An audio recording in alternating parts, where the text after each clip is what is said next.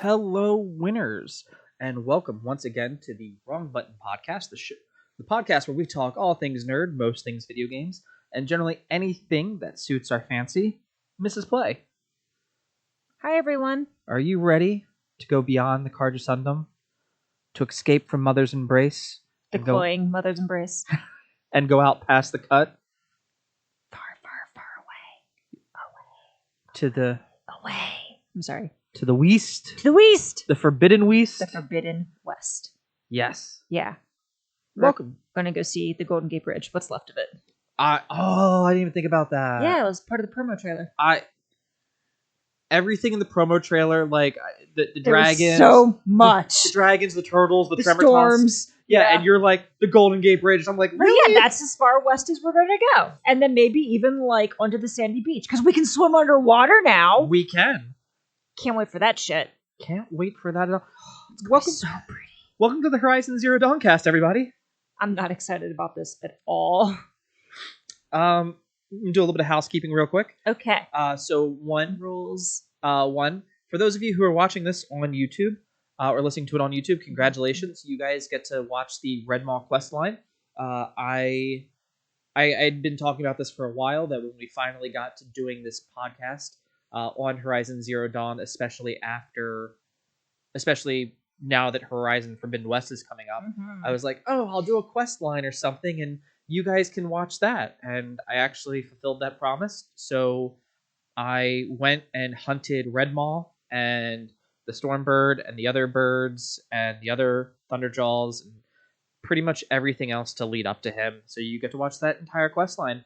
So if you hear us go, ooh, ah, hopefully that's the point where I'm doing something cool and it's not just me singing a menu crafting. I'm like, ah.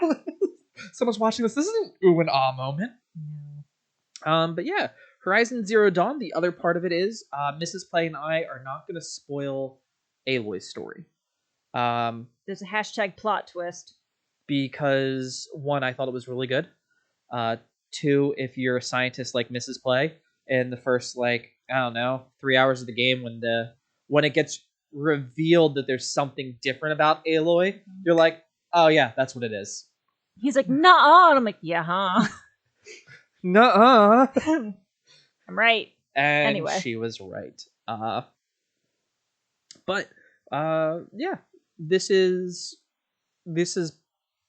probably one of our... It's my favorite. I was just going to cut to like, I love this game the most. Of all the games, this one's my favorite. I was going to go with this is probably the first hour game. Where you and I... You are our? Yeah, hour. Okay. You are. Okay. Where we did do Horizon the Frozen Wilds when it came out. Got our asses kicked. We did a Let's Play of that. We will probably do a first look at Horizon Forbidden West because we're both incredibly excited. But generally after that, this game is something that you and I sit down and play and enjoy and explore. Yeah. So it's not that we don't want to share it with you guys. It's just that I don't want to have to talk and observe. I would rather just watch and gush. And you can only hear me say, oh my God, it's so pretty. Like so many times before we start losing viewers. I mean, to be fair, I think I'm the one that goes, it's so pretty. Yeah, but both of us doing it. Sorry for blowing out your mic, everyone. It would be charming and endearing. Thank you very much. Yeah, but like after the 8th time. They would look forward to the 9th. Okay. Debatable. Anyway. Yeah. So we're gonna talk about Horizon Zero Dawn because, as Mrs. Play said, it's definitely one of my favorite games I've ever played. From a story, from a world building, all of that. All of that is just so exceptionally well done. Yeah. How long did it... I'm sorry to interrupt. How long did it take the Guerrilla developers to develop this game? Hello, winners, and pardon the interruption. This is a quick editor's note over here. At this point, we are talking about when Horizon Zero Dawn started development. After double-checking facts and resources online, Mrs. Play was actually more correct than Mr. Play here. The game started being developed in 2011, shortly after Killzone 3 had wrapped. We did not see our first glimpse of it until 2015, about 2 years before the game was put out. So the game, by these calculations, was roughly in development for about 5 to 6 years. Thank you, and enjoy the rest of the show. Yeah, because there was a YouTube trailer video that you'd sent me. It wasn't a trailer. It was like 14 minutes long, and it was like the evolution of Horizon Zero Dawn, and like legit, they were doing stuff back in. You said like 17 years. I was thinking like, I remember 2004 like distinctly when they're like early concept, and I'm like, I mean, it was excellent graphics for the. No, 2014. I don't remember. You said 2004. I remember a 4 being in the numbers, so I picked 2004. And you said 17 years ago, so I was trying to make your math work. Oh, so this has been a game that they have been working on for years, but we didn't see it until after you and I think were already like moved in, is when they really started releasing stuff for it. They had teased it that Guerrilla had talked about like making a game that wasn't Killzone, because that's previously what they've been known for, would have been the Killzone games. Or Shell Shock Vietnam and a few others back on the PS2, PS3 era when they were making a lot of first-person shooters. But Horizon Zero Dawn is like a flagship for the PS4. Just technically, I think is one of their most brilliant games, and I'm so appreciative now of when I play Killzone or go back and play those, because there are points in those games where I'm like, I see how that translated to Horizon Zero Dawn. You can see the influence. And I'm incredibly excited. But yeah, they've been working on it for better part of a I was gonna say easily over a decade, 15 years. Yes. So to see like some of that early concept art and designs, like early models of the game, to like what you get as the final product, what we know as Horizon Zero Dawn. It's astounding. The color, the thoughts, all the little details. I gained particular what's the word I want? Interest, gratification, insight in there's the art of Horizon Zero Dawn. It's a hardback book, and so you get to, as you flip through the pages, just really admiring the little intricacies and details that they put on like the Nora hunting lodge cabins, for example. Like these braided knots were influenced from these indigenous cultures, and just like adding the wear and the lived-in feel, and like the way that the colors were chosen, the way that the braids were done. Like it was so intentional, and it really just helps you like get a sense of place and identity of the different cultures as you're traversing across the map. I believe I was double checking. I believe it's all supposed to be different because in Utah the Navajo were the predominant tribe. Okay. So I think it's supposed to be depending on where that tribe of Navajo people of the Navajo Nation. So it's when you're up with the Nora, it's one look. Okay. Because it's more wooded. Then you go down to where the Karja are, and I think they're going for the because the city's built on a spire. And there's a cliff, there's a subsect where you see the Navajo like build their homes in the sides of a cliff that doesn't get as much sun to protect them from the heat, because it's more, I don't want to say barren, but like no, it's a desert. Okay, thank you. I was like, I don't know if say that.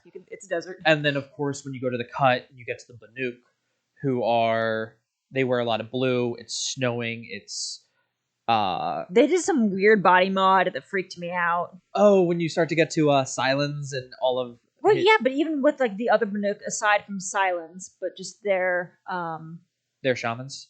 Yeah, with like the blue tubes coming out, like it just makes me think of antifreeze, and it completely freaks me out. It can be like I was like uncomfortable trying not to like claw at my skin. Like to me, it was too close to like body horror, and it wasn't even horror. But I'm just like, nope. Yeah, it's a hard no for me. Anyway, sorry, I digress. It was definitely I'm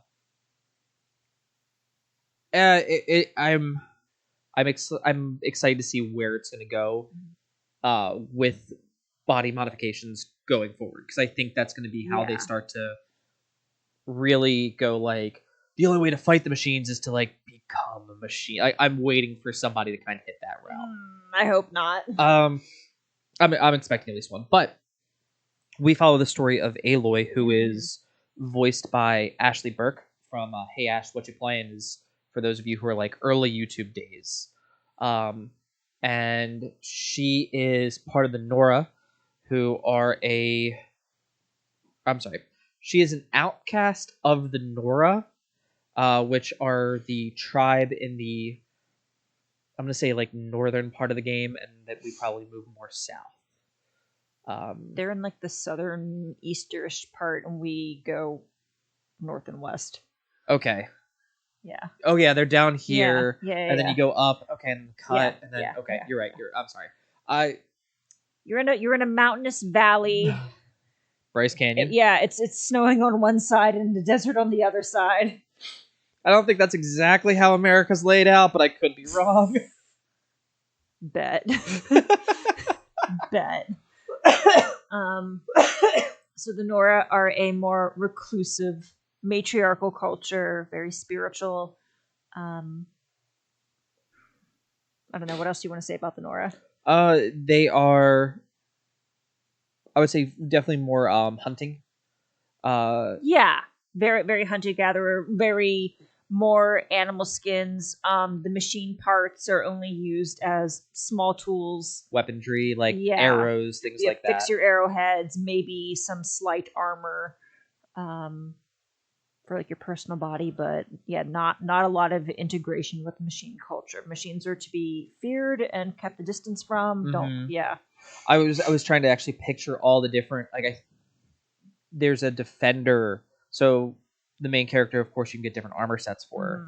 And I think the defender one, it looks like the ISA uniform from Killzone, the good guys from Killzone, but I think that is still Nora. I could be wrong, but that's the only one. It literally looks like somebody took the breastplate off of a machine and just slapped it on their chest and like kind of tightened it.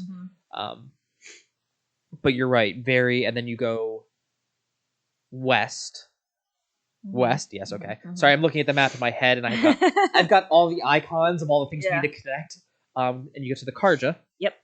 Who are in the more desert area, and they have very complex irrigation. They have farmland. They have it was at one point a sprawling empire.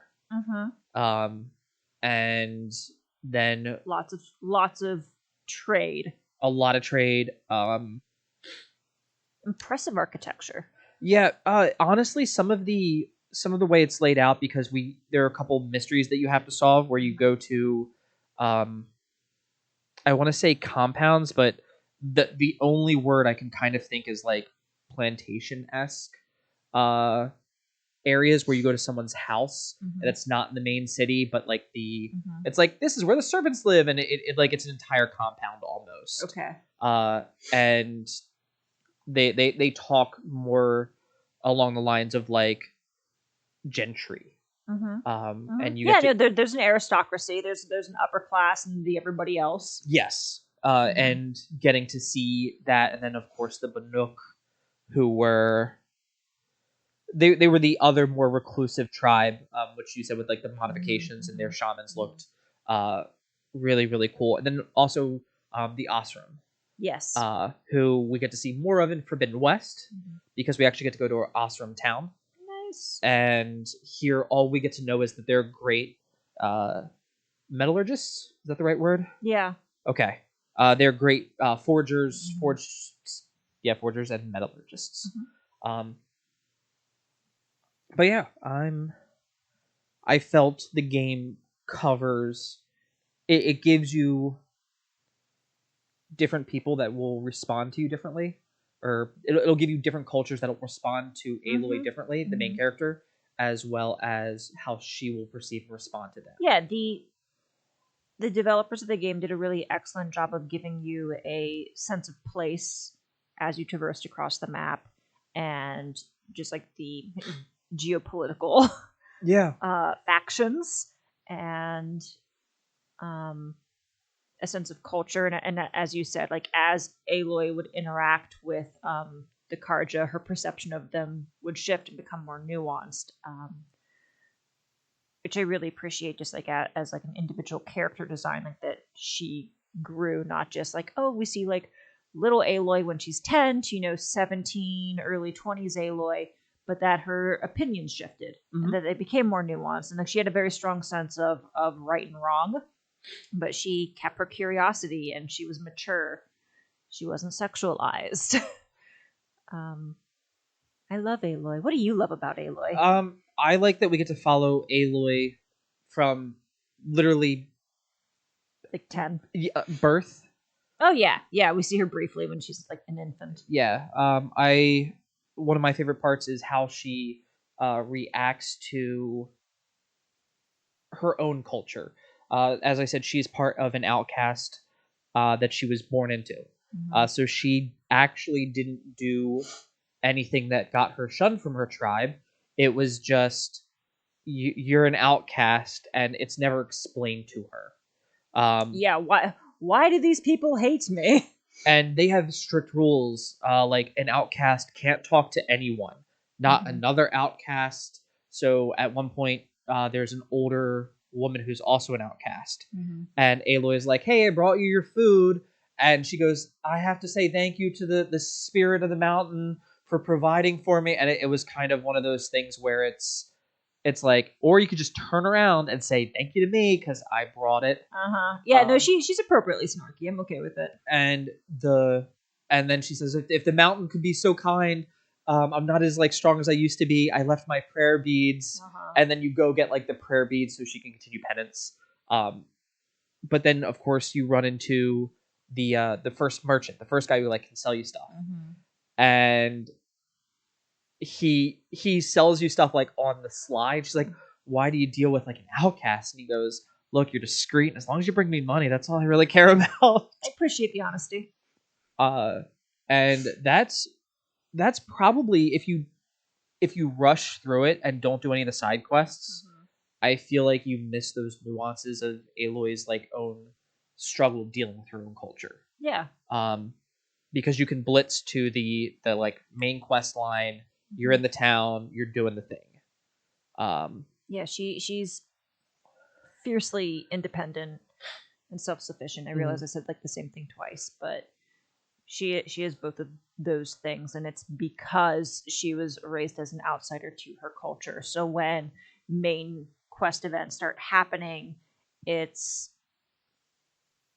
easier for us as the game players to like, for Aloy to leave, not be like, "Oh, but how could I ever leave? And I'll come back someday. I'll miss you. Never forget me." She's like, "Dope, I'm out. I'm going to go do this thing. Like, got some revenge to take care of." Oh yeah, giving me main quest energy, and she goes off. And I mean, she's been like adrift her entire life. So now that she's in a foreign culture to boot,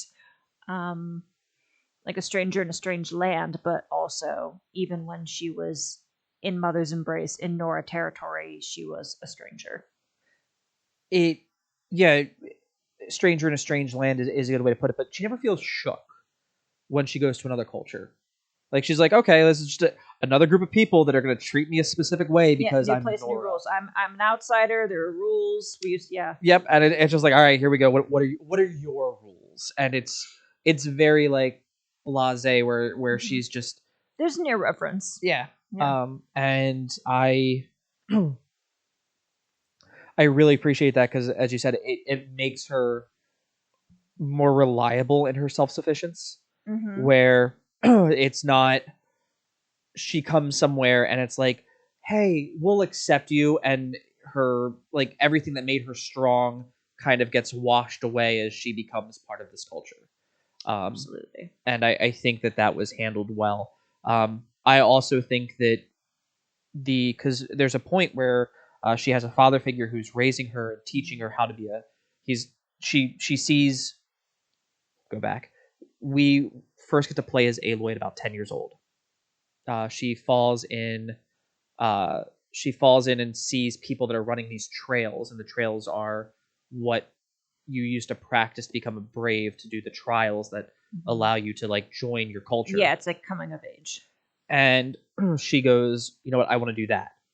And he sits there and looks at her and goes, I can make it so you can. We will train you in this way. And you get to see the father figure watch her grow. And when she realizes what this means of, I can become part of my culture, I can join this community, he's also an outcast, and he looks at her and goes, you don't understand. I won't be at our home when you go back to look for me. You will be part of that culture. I will not be. Yeah, I'm not welcome back. And it's gut-wrenching when you have to have that conversation, because of course it gives you like a dialogue tree, like, do you take this in a logical approach, do you do it emotionally? And I think the final one was like anger almost. Yeah, lashing out. And that is it's the only time where we ever really see Aloy go, no, I am tied to this specific, like, yes, I'm self-sufficient, yes, I have this, but I also, like, I do have a form of loyalty to this person who has been nothing but gracious with his time and gave me something even though I didn't know what I was asking for.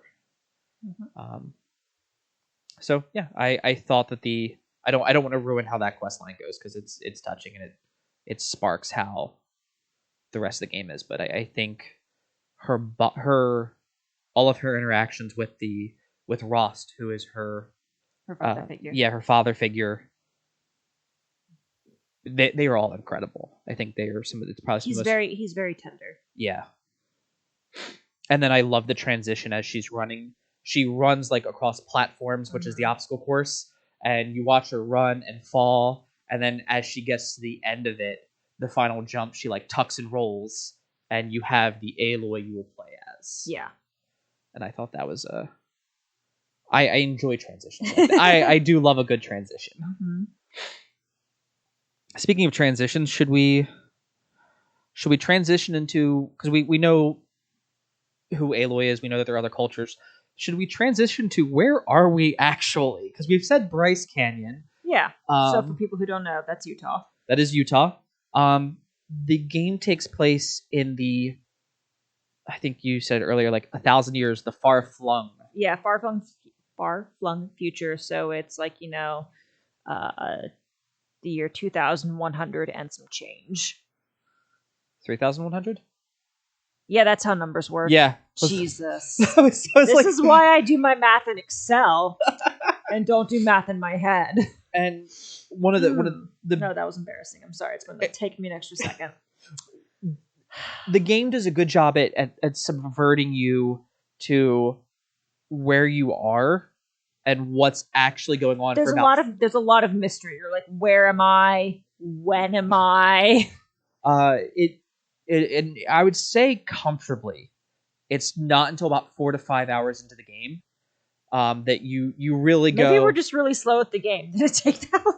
You're like rattling this off by time, and I'm like, is it really? I know it might be. It's a long game. It is a long game. And if you're doing all the quests and talking to everyone, dialogue, like you're supposed to, your significant other's like, no, go over there. No, that way. Turn around. No, the other around. Yeah. Yeah. No. Stop moving. You're 3 o'clock. Okay. Nope. Your other 3 o'clock. Right. Like, why are you so bad at this? So yeah, I could easily see it with all of those things in mind, being 4 to 5 hours. When you put it that way, into the game. When you're playing as child Aloy, the same sequence before you start running the Brave course and watch her, transition. She falls into a pit. Yeah, almost? Relic of a building cave system. Yeah. And it's very innocuous when you start, because you see the caves, and the caves look overgrown. And you can see some stalactites, some stalagmites, and then slippery, cold, wet, dark. Yeah. And then you start walking, and you see like a handrail. You're like, that's kind of weird, but whatever. And then you continue walking a little bit more, and there's like metal grating and doors, computers. Yeah. The doors at first, I was like, this could be spaceship doors. Like, we could be on Ringworld. We could be... You're so much more immersed in those other cultures and just, like, awareness of the possibilities. I'm like, now we're very clearly on Earth. This is ancient. What are we looking at here? They could have done, like, so Gears of War does instead of Terra, they call it Sarah, and that's the name of their planet. So they could have very easily been like, here's the planet you're on, not Earth. Right. Yeah, you make a good point. And then you walk into one of the rooms, and there's like a PDA and an HP computer. And it's not like Aliens where it's like wingdings, nothing got past the 1980s. It's like, no, I think... I recognize that stuff. Yeah, that's Mrs. Play's computer right there. That's weird. Yeah. And it really gets you like start thinking like, when am I? Oh, yeah. What happened here? If this is old, when? How? What? Yeah. The mystery deepens. And that very quickly became my my favorite point of this was, okay, it's very Last of Us where it's like nature's reclaiming, and it's like it's not the bombed out future where it's like gray, all the nukes fell. It's colorful, it's vibrant, it's overgrown, it's eroded. Yeah. That's something you don't think about when you get to the future. It's just like, no, the buildings will still be there, just be vines on them. No, you're right. Oh no, that was covered in like a couple like Discovery Channel miniseries. Like, what happens if all the humans disappeared today? And it would do like quick sidebar. It would show you like after a week, after a month, after 1 year, 5 years, 10 years, 100 years into the future. And it's like the Hoover Dam has broken. New York is like half submerged. New Orleans is gone. Here are all these vines and these plants. Deer are wandering around like I Am Legend in the middle of the street. Ooh. It was a lot like that. I have seen these things because your wife is a nerd. Someone watched a lot of Nat Geo as a kid. I did. Yeah. I thought they did a great job. They did. And your father figure, Ross, like, looks at you and is like, get out of there. You don't belong. That's the old world. They're dead for a reason. The old ones. They done goofed. Yeah. There's a reason why they're dead. Yeah, that's I just now put that together. I've played the game like 4 times, and he actually says, like, we don't talk about the old ones. Because... Or Bruno. Except we're going to talk about Bruno. We don't talk about them. They had to have done something horrible because they're just not around. Yeah, they did something that was so awful, cataclysmic, that they were wiped. And then you get to be introduced to the machines, and that the machines are part of the ecosystem. Most games, like, the machines come in and they're destroying everything, and in this they serve a purpose. And as you go through the game, you learn, well, these machines are actually, tilling the land, and you watch them till and fertilize, spread seeds, clean water, all of that. Yeah, and it's like, but they look like deer, or they look like bison, the goddamn rock breaker mole thing, and then you get like the angry chicken. The angry chicken was angry. Some of them look like bugs. Like there's one that kind of looks just like a really ugly beetle with a big butt. Oh, like the scarab walker. Yeah. That has the container on the back. Yeah. Yes. Beetle butt. And then you have dinosaurs. Like it's clearly a T-Rex. Like I don't care. It's a T-Rex. Yep, it's the Red Ranger's dinosaur. It Zord. is. Zord is the word that I wanted. It is a Zord. It's a Zord. There was a Twitter post that said Horizon Zero Dawn is the best Zoids game they've ever played, and I was like, yeah, I can see that too. But yeah, and it goes into what a lot of the machines do, because the Aloy gets what's known as a focus, which is a hair clip. It's a guitar pick. Oh yeah, a little triangle. It sits on her temple and or ear. I'm saying that because it does seem to shift. Yeah, and it allows her to interact with her environment differently than everyone else, so she can see the path that the machines are taking in advance, or like where they've just stepped. It allows her, like when she sees a new machine, the focus will tell her what it is and what its weaknesses are, so that way you can like take that shit down. When you have defeated a machine, you can go up and like start scavenging for important parts, and the focus will tell you like what those parts are. and what their uses could be. Yes. And for that part, it is gameplay contrivances because The contrivance, it hurts me. I was enthralled. Chris is like, that's because you're cute and you don't play a lot of games. You're the cute one. Thanks. You're welcome. But it justified itself. Yeah, she learns. And it makes her even more of an outsider. It does.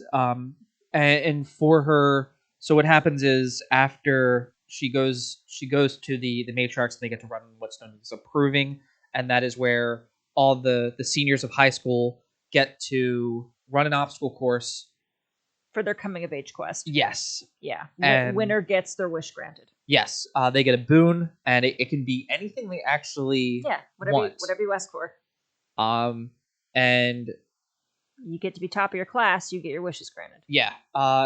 And even if I think you're top 3, you get to become a Brave of the Nora, is kind of how it was explained, except for Aloy, because of circumstances that involve them all being attacked when they're running this proving. The matriarch goes, "Hey, look, we're gonna make you a seeker.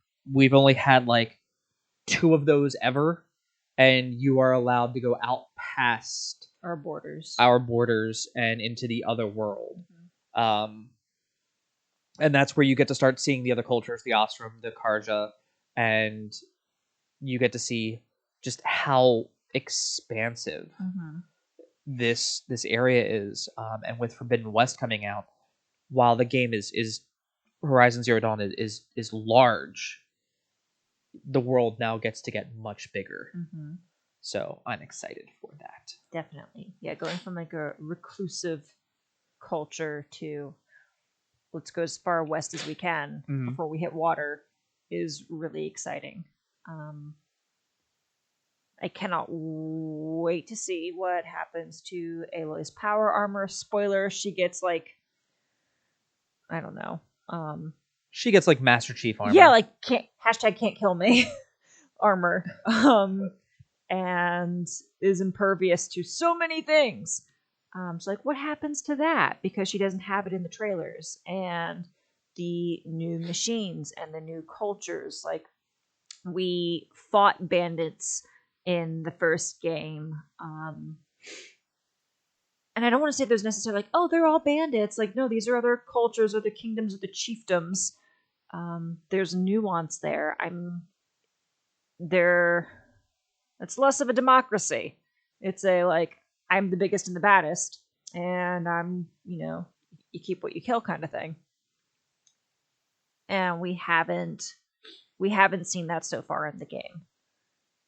And I can't wait. And also all of the new machines. There are so many new machines. And guys, we're going to get to swim underwater, and we get to traverse, like, Spider-Man style a little bit. There's, like, some, like, I want to call it like slinging because my brain's just like on Spider-Man. No, you have like a grappling hook. Thank you. By the way, that's the proper word. I think that's where the power armor goes. Okay. Because if you watch the trailer when she like does her parachute. Oh yeah, she has like a gliding ability. I think it's literally she took apart the power armor. I'll allow it. And that's why I was wondering. It's gone. I was wondering how they were going to explain that reset. Yeah. Like how are you going to justify that? At the end of the game, she woke up and it was stolen. That shit's lame. Do better. That better not be it. I'll be so mad. There was a in Horizon Zero Dawn, there was a side quest where you had to find power cells, and if you found enough power cells, you could go back and unlock. It was called Shield Weaver armor, and it was the armor the military used of the Ancient Ones. Yeah, and it in the base game. So if you were playing Horizon Zero Dawn, it made the final fight. It made a lot of it very easy. When we started playing Horizon Frozen Wilds, which was the expansion, the game didn't fucking care. No, yeah, it still kicked our ass. We got stomped a lot. So it was a really fun collectible to find. It looked really cool. It did. For her, it looked like she just integrated it. But I also loved that some of the armor, like the Karja armor, it looked more integrated because, as you said, when we're in the Mother's Embrace, the what's your tribe? I just lost the name of Nora. it. The Nora tribe. It's animal skin. There's not a lot of armor. It's rudimentary. But then you go to the Karja, and it shows off Aloy's glorious like break a stick across me core that she has, but also like wrapped across her vitals is almost plated, or scale mail, I would guess would be the best way to put it. And that wraps around it, but it's still like, oh, they're in the desert, so we're not just going to put you in a suit of armor because dehydration and die. You'll die of heat exhaustion. But that was fantastic. Let's talk about Silence. Okay. He's a bad guy. He's an antagonist. I'm not going to say he's a bad guy. He's a bad guy. But he is actually played by Lance Reddick. And for those of you who don't know, he is the concierge of John Wick's Continental. Or the Continental in John Wick. Chris is like, I knew that voice. Oh my god, I can't watch John Wick anymore. I know. Like, I can't trust you. Yep. Armor Say piercing. more. So Silence, Nora has a focus, and when she goes out Aloy Aloy has a focus, and when she is right before the proving, she runs into somebody else, and people who have the focus can see the focus on somebody else. It's kind of like a beacon, except his glows orange where hers is like blue. Yeah, it's like a cyan. And she tries to talk to him about it, and she goes on this quest to find other people that also have focuses, and it ultimately leads her to someone named Silence, who is where Mrs. Play, I think, really got her like body modification horror, because for him, he has his own agenda. Yes, and kind of got kicked out of his own religion for going too far into the realm and the world of the old ones. And wanting to not just like study and understand the machines, but control. And it leads to what automatically becomes the finish, because the game kind of presents itself of the story could end with the same cataclysmic results that the old ones went through. Yeah, that befell them. And you learn that he's like, I just want to be able to control that cataclysmic result. And, yeah, no, he wants power. It's just power. Because at one point in the game, you're talking to him, and it's like, well, you wouldn't do it again. He goes, oh, knowing what I know now, of course I would do it again. I would just put in more like safeguards to protect myself. Yeah, you even like he's given an opportunity to like atone for your sins. Yeah, and he's like, no, I'd 100% do it again. Oh, in a heartbeat. Yeah. Like, yeah, that's why I'm like, you're a bad guy. But no, he's an antagonist, as you said, with just his own agenda, and he's very secretive with his information. Suspicious, intelligent. Yes. Fiercely intelligent. And I know he gives me just wants to watch the world burn kind of vibes. Probably one of my favorite points of like, because you get to see how he relaxed with Aloy, and then also other people, not necessarily saying like underlings or people beneath him, but just equals. What are you trying to say? I don't think he relaxed with Aloy, so I'm curious what you mean. For instance, they're a group of people that what they do is they forage, they're like archaeologists into the realm of the old ones. But they go there to get and he says they just want trinkets, and they come back with like literally like world's best dad coffee mugs. They're like from the realm of the old ones. And he meets Aloy, and Aloy's capable, and Aloy understands and comprehends. So when he's dealing with Aloy, I think there's a point here where he's trying to toe that line of, let me give you enough information to string you along, but I have to be very, very careful because unlike everyone else, you're like, no, I want to understand what's going on here, and you're capable of it. whereas everyone else is just trinkets, like old one, yay! World's best dad. Yeah, world's best dad, A can opener. and Aloy is very capable of understanding. Yeah, she's not a fool. And Silence recognizes and respects that. Yes. So when you get to see him interact with people who are the fools versus Aloy, I enjoyed that juxtaposition of like just how intelligent he is, and that he, I believe by the end of it, feels he has to contend with Aloy, not just like, I'm the antagonist and I'm gonna push you to grow better. He's like, mysterious voice. Yeah, he's like, no, you're literally getting stronger. Yeah, you're a threat. And I don't appreciate that. Yes. But I greatly, I loved that. The machine designs. I was wondering when we were going to get to them. Like, we've talked a lot about Aloy. Talk to me about machines. So prior to Horizon Zero Dawn, Guerrilla had their flagship title, I would say, would have been the Killzone games. In Killzone 3 and especially Killzone Shadowfall, Guerrilla began showing off drones in those games, and the drones, especially for the enemy, looked monstrous. And so now that it was like, hey, we're in Horizon, seeing those designs and like, oh, I see exactly where in Killzone this felt like proof of concept, and then in Horizon was this wonderfully executed machine that worked well, and when you ran into it, you're like, oh, you are horrifying. Like the first time you saw a Thunderjaw, which is, it's a T-Rex, guys.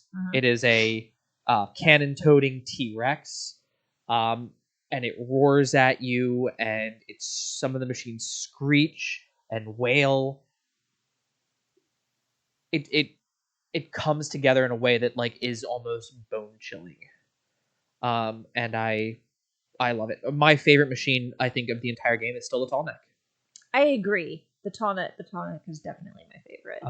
It's benign. It's really, really, really big. There are plushies of it. I love it. The tall neck for gameplay stance is it's a Brontosaurus. It's like a giraffe.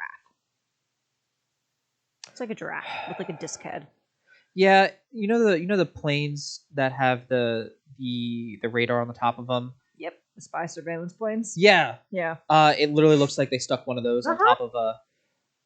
You said giraffe, and now I'm kind of bummed because I thought Brontosaurus was cooler, but giraffe. It's a giraffe with a giant like radar on its head, and you get to climb up there, and that's how you get to uncover more of the map and find more of the secrets.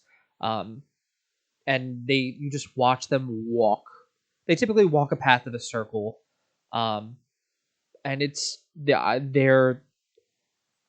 is by far like the absolute, like, my favorite sequence to watch in that game, and my favorite design.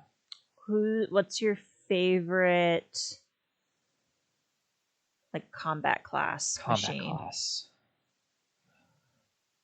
Or which one? Yeah, which one stands out to you the most? The ones that stand out to me the most, I'm going to say they're the ones from Frozen Wilds, which is either the Frost Claw or there was one that was like a Timberwolf. Yeah, I remember that one. And then there was the bear. Yeah. And they were in the base game, you fought a lot of herbivoristic. Yeah, like herbivore looking machines. So they are the ones that look like deer, the ones that look like chickens, the one that looks like a buffalo or something. They were the ones that were more like cleaning the environment. Yes. Or like recycling broken down machines. Yes. Foraging class. I don't know what to call that. Yeah, I mean, like you had the snap maws, which were the alligators, and then you had the bellowbacks, which were, I don't know what those were, but they were. They were cool to fight. They were interesting, but when you fought any of the other like more herbivoristic herding ones, they would charge at you, they would run away, and they behaved in this very simple pattern. But when you got to the Frozen Wild and you fought the Timberwolf looking one, you fought the Frostclaw. Like it was like a bear that was lunging at you. It was like a grizzly. And a giant Kodiak looking motherfucker. Mm-hmm. And it Scary. but it was faster, and it was I felt more vicious. Because even the Thunderjaw to me, it was like, okay, you're gonna shoot at me. If I knock this off, you're gonna run forward and swing your head. Yeah. As opposed to Malice. Yes. I didn't even. So when I asked that question in my combat class, the ones that stand out to me are like the Shell Walker. It looks like an angry crab. Yeah, the crabs. Yep. Yeah. Or even like the Deathbringer at the end of the game, where I'm just like, you were just here, like, because it's called a Deathbringer. It's called a Deathbringer. Oh, it's like the bosses that you fight like 3 ways in. Yeah, it was like towards the end you fought a Deathbringer. Yeah, I remember. Yeah, and just those type frightened me the most. And I think that's why I liked them the most. Was just because like they are machines of war. It's not like, oh, you look like a deer. It's like, you look like something that could be created in the not too distant future by defense contractors. Yeah, it gave you very Terminator-esque vibes. Definitely.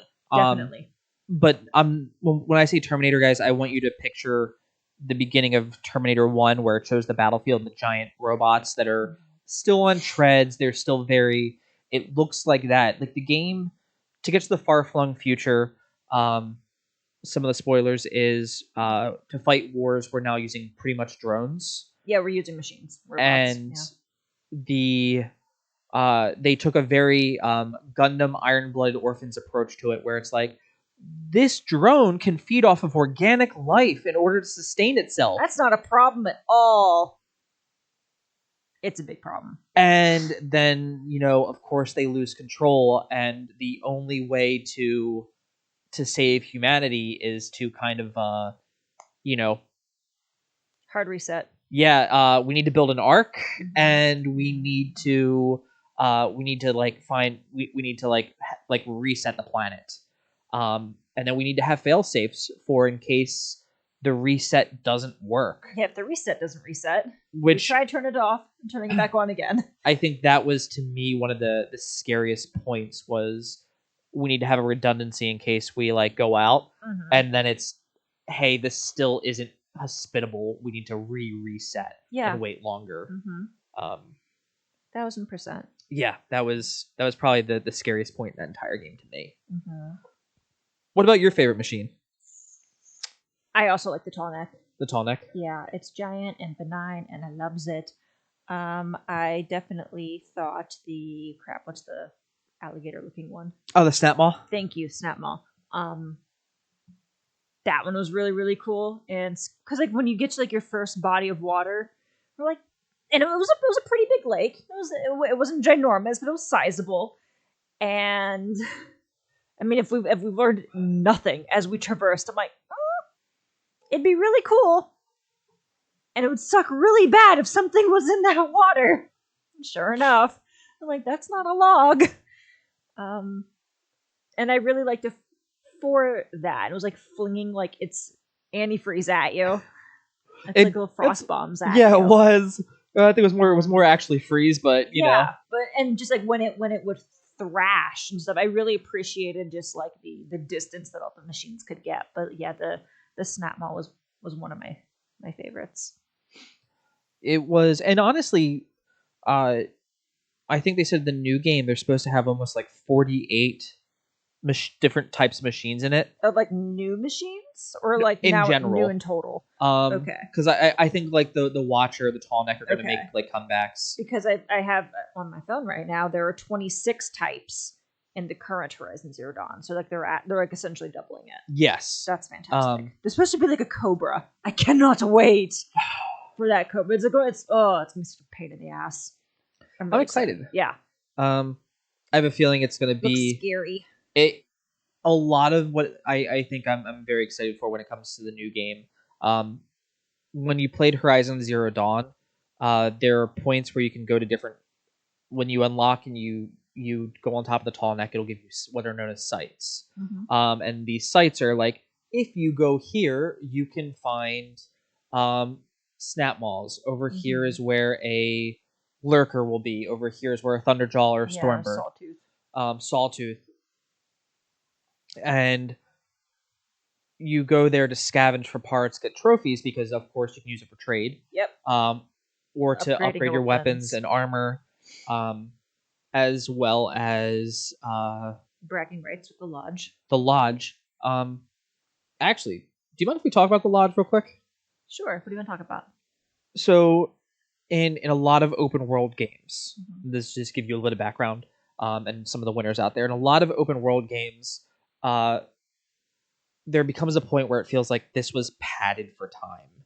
So we had to make it longer so you'd keep playing our game more.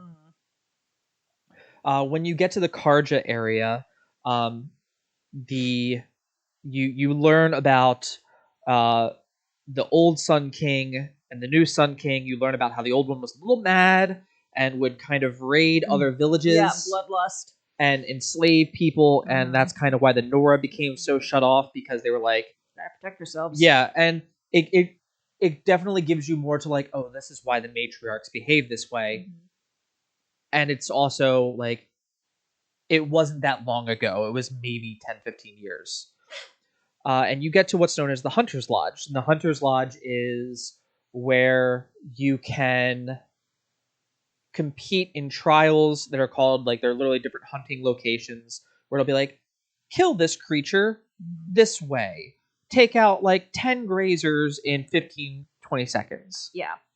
And it's inside of 2 minutes. Yeah. Every time on there. Or, like, traverse this area in, like, 2 minutes was just, like, the set time. Like, traverse this area.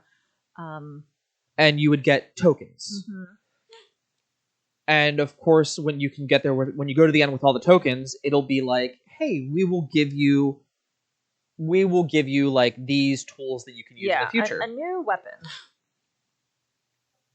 And a lot of games do something like that. But it's just like, this doesn't make any sense. Like, none of, like, this, why... In this game or, like, in general? In general. Okay, because you said it felt like padding. Yeah, it'll be like, why am I hunting these rats? Like, whatever. In Horizon Zero Dawn, they would sit there and go, okay, there's a Thunderjaw here, but you also have 2 Sawtooths on the side. I want you to kill the Thunderjaw with the 2 Sawtooths. And so it would teach you how to be like, if you could be stealthy and fast, go ahead and, like, you can jack one of the Sawtooths, make it your friend, and then jack the other one, and it'll fight the Thunderjaw for you, and you take it down, you do it in a certain amount of time, and you get, like, bonuses. I didn't do it in our initial playthrough. I did it on the current playthrough. Boy, does it break a lot of things, because it gives you some really good weapons. Cool. And then 2, when you go into the Hunter's Lodge afterwards, people will actually acknowledge, like, oh, you got a full sun on, like, modded. And it was like, there was just enough of a difference in there that I was like, oh, I'm glad I did this. Chris can walk through with some swagger. Yeah, all that. And it was because you got to be in the Hunter's Lodge, and the Hunter's Lodge, you got to feel the pull of the politics of the Karja territory, where it was the old guy was in there and he was like, I don't think women shouldn't be a part of this, and especially outsiders. Yeah, and then exactly how it was. When you get to the end of that quest line, he's kind of like, and you'll see that, I'm probably beating Snapmaw right now, or Red Maw right now. You get to the end of that quest line, he goes, you should have died with the rest of your family. We should have kept the old Sun King. The new Sun King is weak. And you're like, oh, there's some old prejudices in here that we need to tackle. You're not going to, because you're going to die, and you got to feel all of those prejudices and what's, like, at the heart of the city, and, like, the people battling it out in this one lodge. Yeah, it's a microcosm. And I really appreciated that. No, that's nuance. That's good stuff. And then all of the, like, the tests and tasks were very much, hey, I want you to use this tool. Because you can play through the game, Aloy is an archer, and you get enough bows and arrows that almost any other piece of equipment is trivialized. But it'll be like, nope, use this rattler. I need you to use use your ropecaster, tripcaster. Yeah. And so I actually really appreciated that, because when they're watching me fight Red Maw, about now, I'm using things that I'd never previously used, and that's I really appreciated those trials for being like, yes, use and do the thing. Better. Yeah, that's really cool. Yeah, I'm glad you explored that. me too. Yeah, I'm very excited for that. As far as collectibles go, because the game does have some collectathon. Go ahead. Oh, what's with the metal flowers? I don't know. I was going to say that they're so rare. And the metal flowers would have like a gamma or a nu or a mu. Like they had like alpha, and it wasn't just. There's some sort of Greek letter attached to it, and it's one of like the metal flowers are like one of two like biomechanic plant life. Yeah. Because everything else is like, oh, that's an animal, or it's a dinosaur, but like it's a plant and it is metal. Like, why are you different? What purpose do you serve? But you need to find like fucking 13 of them before you. I don't know. I don't even think I deleted our original playthrough. Yeah, we had like 2, maybe 4. We did not have. We had less than 6. By the end of it, I was pretty close. Okay, you went and did it. Yeah, I didn't. You didn't hang around for that. No. Yeah, that was off-camera stuff. It was yes, and it has collectathon points, which for a lot of other games, like once again, padding runtime. Yeah. But one of the parts I liked is we talked about the containers and silence with the archaeologists, and they would find like literally it would be like, here's a vessel of the old world, and it looks like this cup, and then you can look at it and it's really like a cup that says like world's best dad, and you're like, that's it was to a point where you're like, I can't believe that this is what's gonna be around in 1,000 years, and you're just sitting there looking at that like, wow, yeah, like Egyptians were the world's first, cat memes, but but like world's best dad mug is going to be like the new artifact. Yeah, the new artifact. I actually really, I really enjoyed that because to me it gave, it made the cataclysmic events and how far in the future feel more valid. It wasn't just like the old ones stopped existing. Well, then why do you know that they're old ones? Oh, because we find these mugs and we don't know what they mean. Yeah. Can't read English. Yeah. I Heart New York. I hope there's an I Heart San Francisco one in the next game, honestly. That'd be pretty cool. And you'll find braids. They have like dolls that are in there that the different creatures have, as well as this. As well as like trophies. So if you kill say a Thunderjaw with its own weapon, it'll give you like its eye or its retina, I think is what it's called. That's weird. Okay. It's called a lens, but it's supposed to be like one of the eyes. Okay. And I really enjoyed that. I also like how when you have the focus on and you would walk up and find like a marking to tell you like, hey, go over here to go to the Sundom, go over here to go to whatever outpost. You can tell it's like they can't read English, as you said, like the world's best dad mug. And it's like, we don't know what it means, but it's mystery. The focus, you see the scribbles, and then you see what it translates to in English. So it makes me think that Aloy can read that. Probably. Because of the focus. Read and comprehend. Yes. No, it's... You're right, by far one of my favorite games that we've ever played. Yeah, and it's open world, which is not easy to create. Yes. And it's done so well.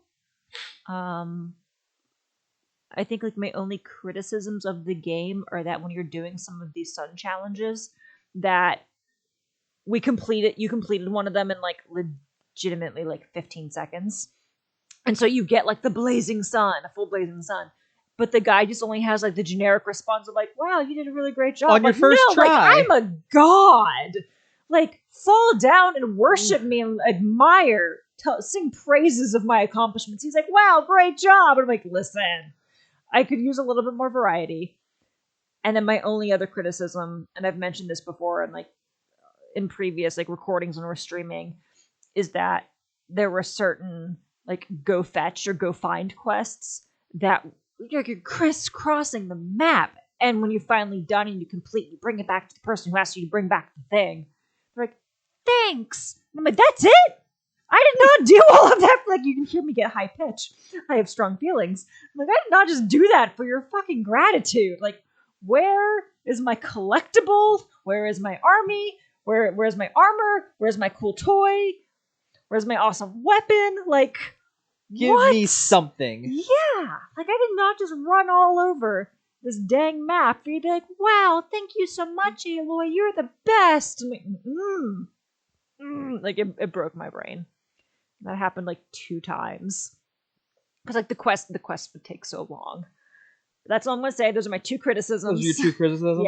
Yeah. I was like, and like I said, I did try to keep us away from, the being so far in the future that it's kind of back to like, rudimentary sticks and stones. Stonehenge all over again. Yeah, is pretty much where it's at. Honestly, one of the other things that I really like about this, and I know I talk about, is expanded lore. I have read the comics. There's a new comic series that's coming out that I have the first issue down there, and I need to read the others.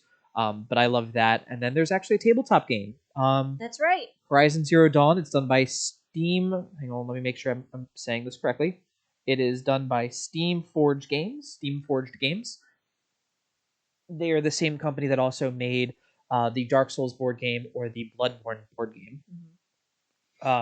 Mrs. Play and I have played that, and maybe sometime in the near future we will dabble some more. We'll dabble some more, and maybe we'll get a way to film it. Yeah, and that was a lot of learning for me. Like, you're familiar with.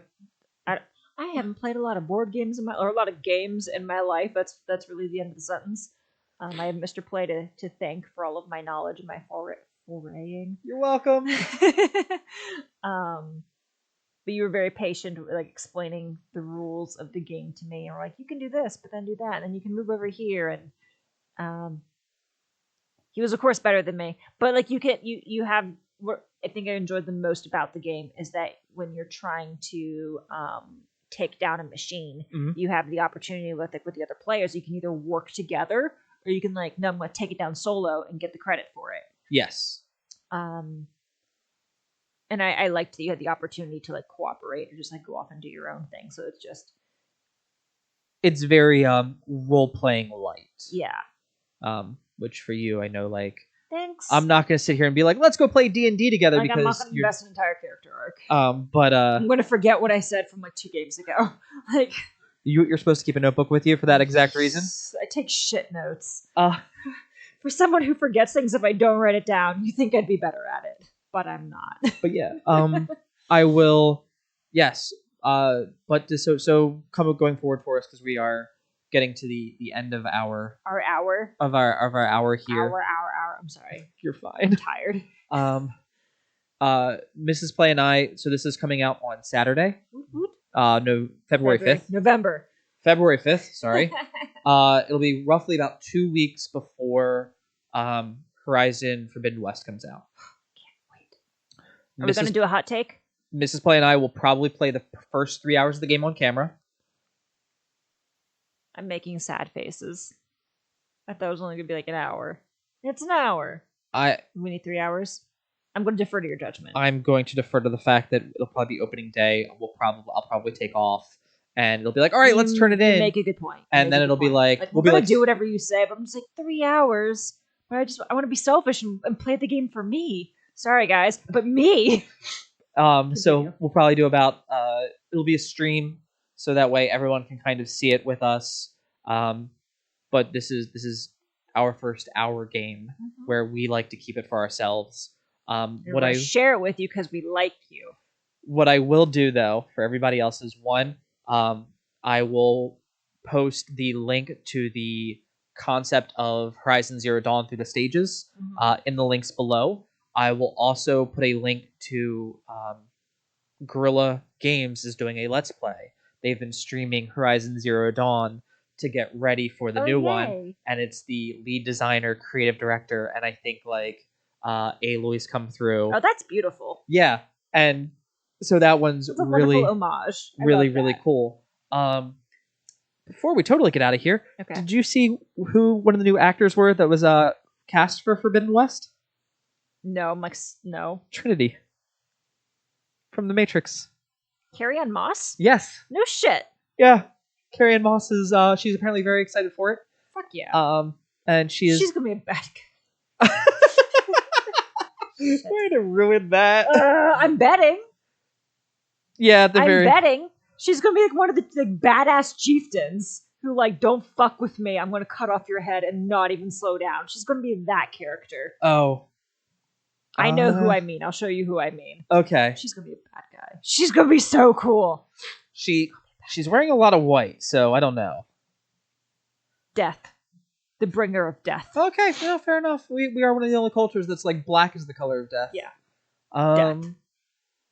But yeah, That's cool. I didn't know that. Yeah, Thank you for that fun fact. I've been debating on sending you the Let's Play of Guerrilla games because that's pretty interesting too. But yeah, I will have those in here. Do you have any final thoughts? If you haven't played the game, well, you should.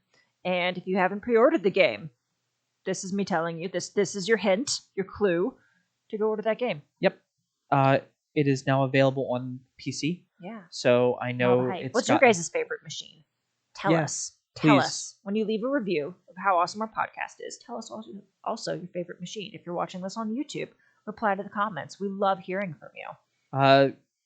wrongbuttonpodcast@gmail.com. If you want to get in touch with us and voice your opinions on our opinions, that's perfectly fine there too. We'll have a discussion. I'll be more than happy to. But Mrs. Play, thank you so much for this journey from Mother's Embrace. I'm excited to go to the Forbidden West with you. Same. I cannot wait. It's going to be another great adventure. It's going to be a great adventure. Winners, look forward to our probably 3-part series on Horizon Forbidden West. As we do one of like us just being like, can you believe? And we're here, and then this is going on, and then when we get to the end of the game, doing a more recap of it. Okay. Thanks for listening, everyone.